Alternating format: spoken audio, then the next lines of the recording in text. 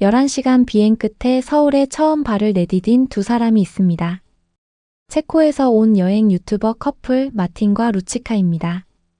이들이 직접 기록한 서울에서의 이틀이 지금 체코 현지 구독자들 사이에서 뜨겁게 퍼지고 있는데요. 왜 22분짜리 브이로그 하나가 체코 유튜브에서 화제를 모으고 있을까요? 서울에서 처음으로 맞닥뜨린 것들이 이들에게 너무나 낯설고 충격적이었기 때문입니다.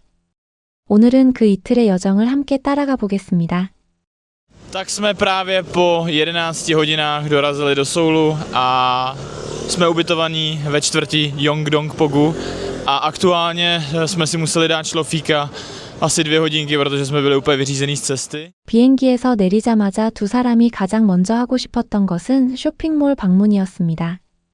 루치카는 체코에서부터 한국 스킨케어에 관심이 많았고 서울에 do착한 그 첫날부터 어떤 한국 화장품이 있는지 직접 확인하고 싶었다고 하는데요.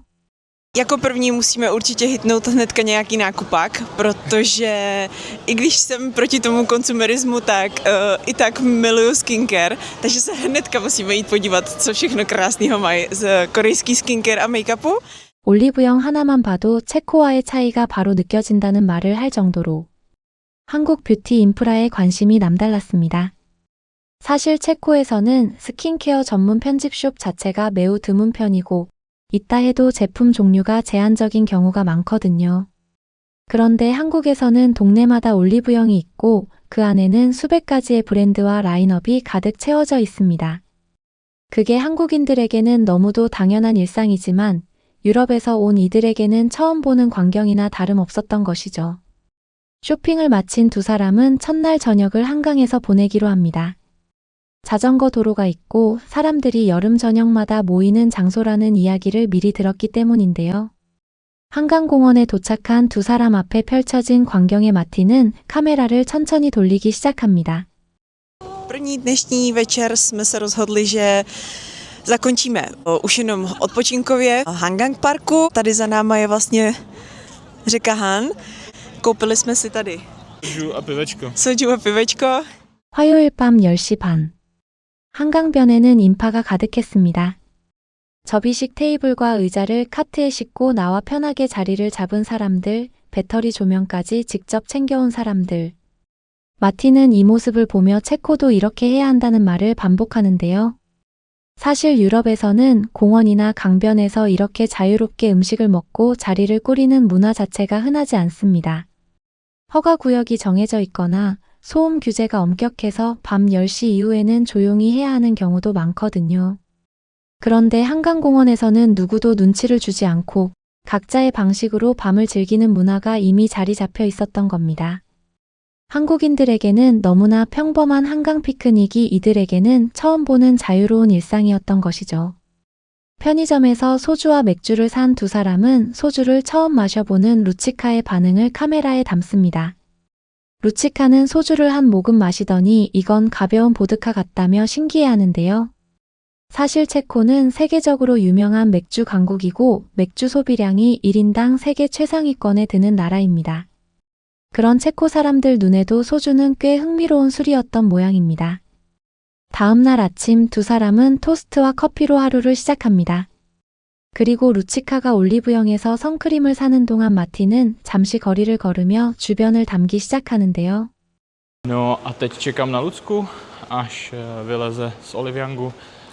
Koupí si nějakou kosmetiku, šla nám koupit opalovací krém, protože dneska slunce. 서울의 한낮 지하철역 안을 지나는 마틴은 유독 깔끔하게 정돈된 역사 내부를 배경으로 카메라를 보며 말을 이어갑니다. 체코 프라하의 지하철도 유럽에서 나름 현대적인 편에 속하지만 서울 지하철의 청결함과 정돈된 분위기는 차원이 달랐던 것이죠. 두 사람이 이날 향한 곳은 강남구 한복판에 자리 잡은 봉은사입니다. 5월 부처님 오신 날을 앞두고 수천 개의 연등으로 가득 장식된 봉은사는 그야말로 이 커플에게 잊지 못할 장면으로 남았는데요. 마틴은 이 풍경을 보며 도시 정글 한가운데에 잘 보존된 역사사원이라는 표현을 씁니다. 강남의 초고층 빌딩들 사이에 고요하게 서 있는 봉은사는 한국만이 가진 독특한 공간입니다. 유럽에도 대성당이나 오래된 교회는 있지만 수천 개의 등불이 하늘을 뒤덮으며 사원 전체를 물들이는 그 장관은 한국에서만 볼 수 있는 풍경이거든요. Tak teďka se aktuálně nacházíme v chrámu Pongunsa a je to buddhistický chrám, který je teďka takhle krásně vyzdobený.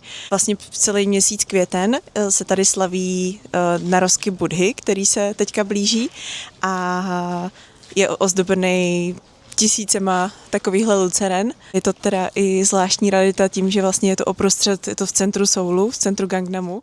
현대와 전통이 이렇게 자연스럽게 공존하는 도시가 세계에 또 있을까 싶을 정도입니다. 봉은사를 나온 뒤 두 사람은 강남 스타필드 코엑스몰 안에 있는 별마당 도서관을 발견합니다. 수십 미터 높이의 책장이 곡선으로 펼쳐진 이 공간을 카메라에 담는 장면에서 두 사람의 발걸음이 자연스럽게 느려지는데요. 쇼핑몰 안에 이런 공간이 있다는 것을 체코에서는 상상도 하기 어렵습니다. 별마당 도서관은 단순히 책을 보는 공간이 아니라 누구에게나 열려있는 공공문화 공간으로 기능하는데요. 입장료도 없습니다. 서울 한복판의 대형 쇼핑몰 안에서 누구든 무료로 책을 읽고 시간을 보낼 수 있는 공간. 그게 한국에서는 당연한 것이지만 유럽에서는 찾아보기 어려운 문화적 인프라입니다. 이어서 두 사람은 편의점 세븐일레븐에서 바나나 우유와 커피를 사서 직접 섞어 마시는 실험을 합니다. 편의점 안에서 즉석으로 커피를 만들고 맛을 보는 루치카, 한 모금 마시자마자 맛있다는 말이 나옵니다. 마티는 웃으며 이게 바로 한국에 온 진짜 이유라는 농담을 하는데요. 한국 편의점이 이들에게 얼마나 인상적이었는지는 이 장면 하나로도 충분히 드러납니다. 체코에도 편의점은 있지만 한국처럼 즉석 커피 머신에 각종 간식, 어묵탕, 전자레인지까지 갖춰진 편의점 문화는 없거든요. 루치카가 편의점 냉장고 앞에서 소주와 맥주 진열대를 보며 신기해하던 장면도 인상적이었는데요. 다양한 브랜드의 소주가 한 칸에 가득 들어찬 그 냉장고 앞에서 두 사람은 한동안 발걸음을 떼지 못했습니다. 그리고 두 사람이 인생에서 처음으로 어묵을 먹어보는 장면도 나옵니다. 어묵을 한 입 베어 문 마틴의 표정이 압권인데요. 어묵이 생선 맛이 난다고 진지하게 리뷰하는 모습에 루치카까지 웃음을 터뜨리고 맙니다. Já mám teda ráda, mě chutnej. Chutná to jak ryba. Nic se nezměnilo. 생각해보면 이런 반응은 당연한 것이기도 합니다. 체코를 비롯한 유럽에서 길거리에서 뜨거운 어묵 국물에 꼬치를 담가 먹는 음식 문화 자체가 없거든요. 매콤한 떡볶이 국물 옆에서 따뜻한 어묵꼬치를 뽑아 국물에 찍어 먹는 그 경험은 한국 길거리 문화를 직접 몸으로 겪어봐야 알 수 있는 맛입니다. 마티는 어묵 국물에 찍어 먹으니 더 맛있다며 결국 맛을 인정하고 마는데요. 처음엔 낯설었어도 한 번 맛을 알게 되면 헤어나오기 어렵다는 것, 이게 한국 길거리 음식의 힘입니다. 이어서 두 사람은 명동거리를 걷습니다. 네온사인이 가득한 골목을 걸으며 길거리 음식을 먹는 장면이 이어지는데요. 루치카는 두 손에 간식을 들고 걸으면서 행복해하는 모습을 보였습니다. 명동의 화려한 간판과 인파, 그리고 어디서든 바로 먹을 수 있는 길거리 음식들이 이들을 사로잡은 것이죠. 루치카가 코 피어싱을 한국에서 하기로 결심하는 장면도 나옵니다. 한국의 피어싱 숍 가격이 체코보다 훨씬 저렴했기 때문인데요. 가격이 저렴하다고 기술이 부족한 것은 절대 아닙니다. 오히려 한국의 피어싱 숍은 위생 관리부터 시술 방식까지 매우 체계적으로 운영되고 있거든요.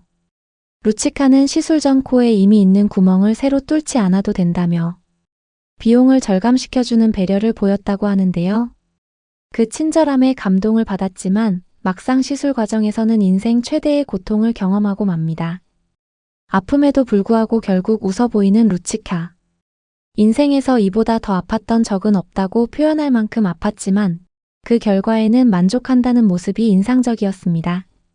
그리고 이 여정의 마지막 장면에서 두 사람은 남산타워가 보이는 서울 야경 앞에 서게 됩니다. 끝없이 펼쳐진 불빛들. 남산타워를 배경으로 서울 전체가 내려다 보이는 그 풍경 앞에서 루치카는 말없이 한참을 바라봅니다. 어떤 감탄도 어떤 리뷰도 필요 없는 순간이었죠. 처음 서울에 발을 디딘 지 이틀. 편의점 바나나 우유, 어묵꼬치, 한강 피크닉, 봉은사 연등, 그리고 남산에서 내려다본 서울의 밤. 이 모든 것들이 이 커플에게 체코로 돌아가서도 쉽게 지워지지 않을 기억으로 남아 있을 겁니다. 서울은 한번 제대로 걸어본 사람이라면 다시 떠올리게 되는 도시니까요. 요즘은 한국이 얼마나 자랑스러운 나라인지 외국인들의 시선을 통해 더 깊이 느끼게 되는 것 같습니다. 코리아뷰는 앞으로도 그런 따뜻한 순간들을 여러분과 함께 나누고 싶습니다. 오늘 영상이 마음에 드셨다면 가시기 전에 구독과 좋아요, 그리고 알람 설정까지 진심으로 부탁드리겠습니다.